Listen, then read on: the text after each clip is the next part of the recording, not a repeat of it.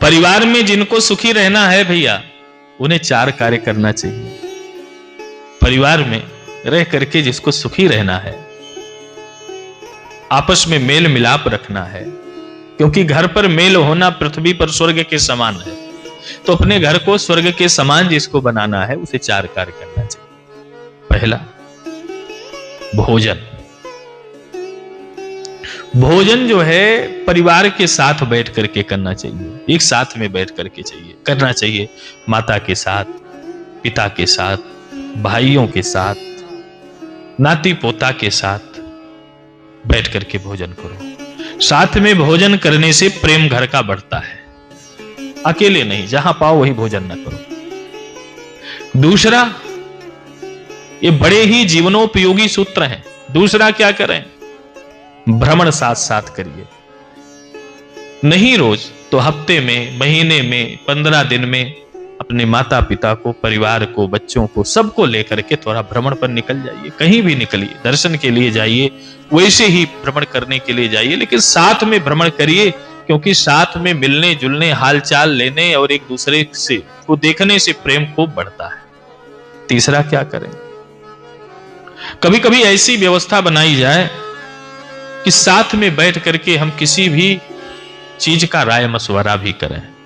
पिता से सलाह लें, पिता पुत्र से सलाह ले, भाई से सलाह ले, कभी कभी अपने पत्नी से भी सलाह लेना चाहिए, मां से सलाह लेना चाहिए। साथ में बैठिए। साथ में बैठने से भी घर का प्रेम बढ़ता है।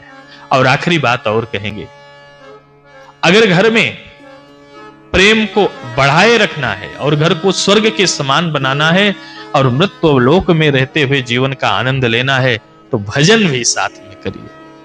जैसे भोजन हमने साथ में किया, वैसे भजन भी हमें साथ में करना चाहिए। भजन साथ में करने से बड़ा ही आनंद आता है। क्या करें, कैसे भजन करें? अरे भैया, कभी सत्संग कर लिया करो घर में, कभी रामचरितमानस जी का चौपाई ही साथ में बैठ करके, एक चौपाई आपने गाया, एक चौपाई वो गाई, एक चौपाई वो गाए, कभी चौपाइयों का अंताक्षरी कर लिया करो। इससे मेल मिलाप, एक दूसरे को देखने और सुनने से, एक दूसरे के सुख दुख के सहभागी बनने से परिवार बढ़िया चलता है और आनंद की अनुभूति होती है। सुख भी परिवार के साथ बांटो तो दुख भी बांटो।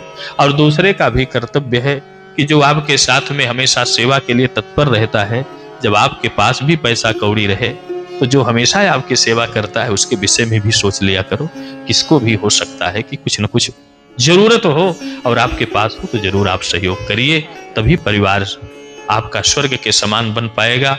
अन्यथा केवल लेने की ही प्रवृत्ति बना के रखोगे, आपके पास है भी तब भी लेने की धृष्टता करोगे तो परिवार आनंदमय नहीं हो पाएगा। आनंदमय परिवार जो आपका है वो टूटता चला जाएगा, वो घर में विघटन होगा। तो सुखी रहने की ये जो 4 सूत्र हमने बताया है, बड़ा ही उपयोगी है और इसका जीवन भर उपयोग करेंगे तो जरूर सुखी रहेंगे।